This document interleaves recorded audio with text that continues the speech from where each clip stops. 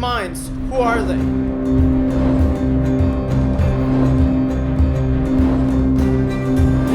In through the lens, I will take you through culture, imagination, and knowledge of the contemporary minds that have shaped the arts in our local community.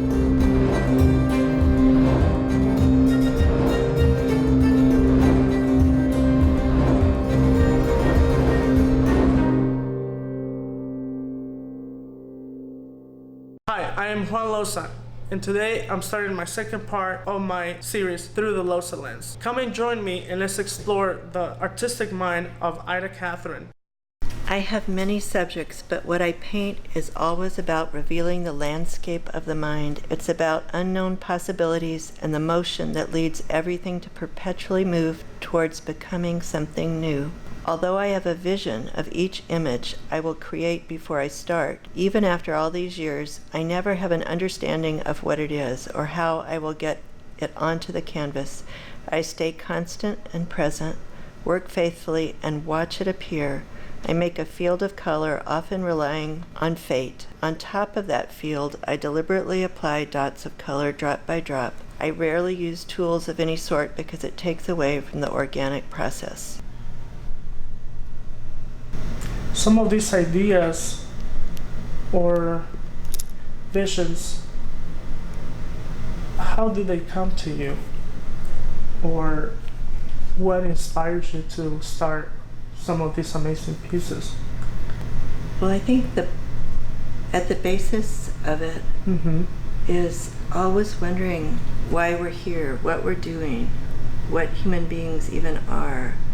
So I start with that. I listen and I read a lot about what's going on in the world.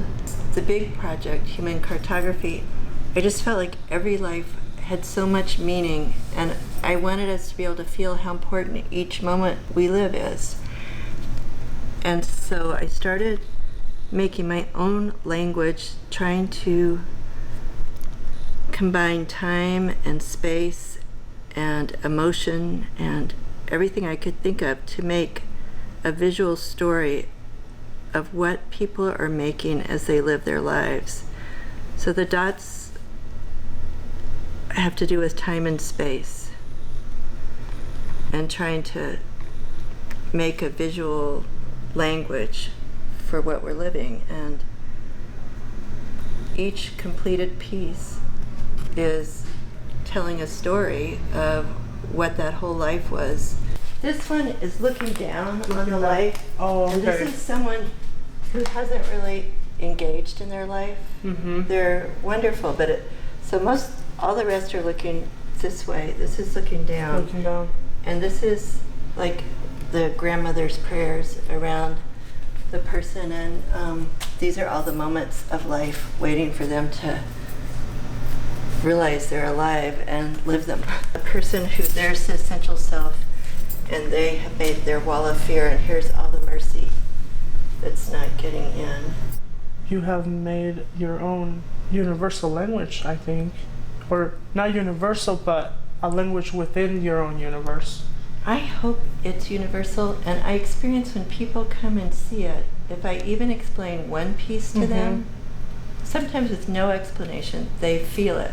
And it's important to me that it doesn't need any explanation to be experienced. Right. This is a life of a young man who I knew since he was little.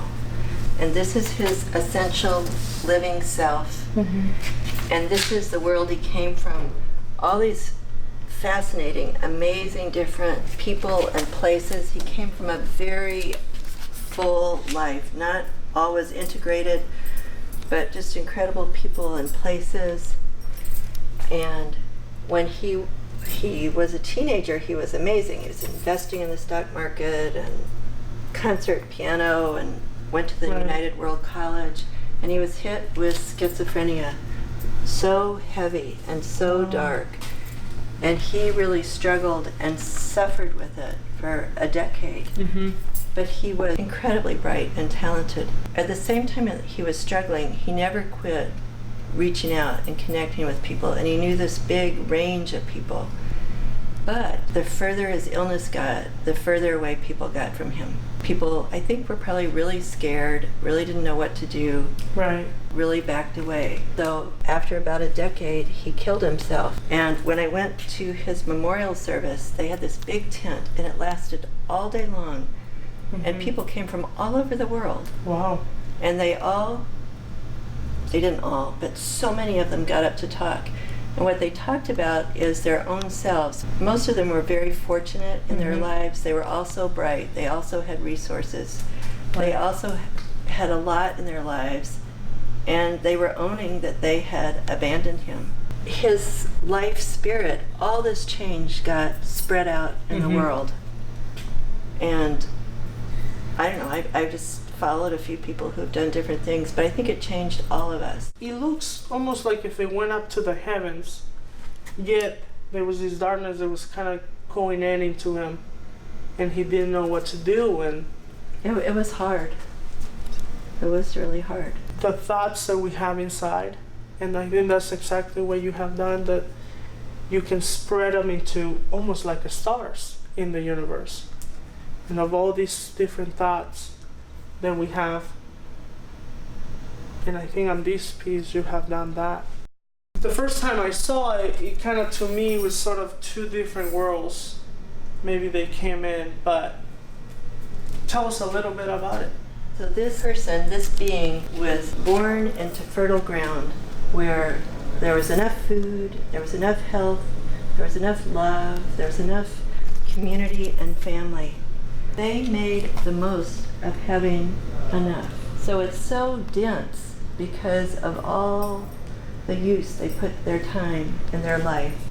What you describe, and also to me kind of represents all the maybe the cells, the cells that make up a human being. And at the same time, the different stars that we find in the universe. And you know, by combining all this, it kind of is life. Idakatherine has given us a portrait in paint. She provides us with a visual language that people can experience and feel alive. She paints visual language of the soul. Idakatherine takes us on a visual with color, life and darkness, and the struggles through the journey of life.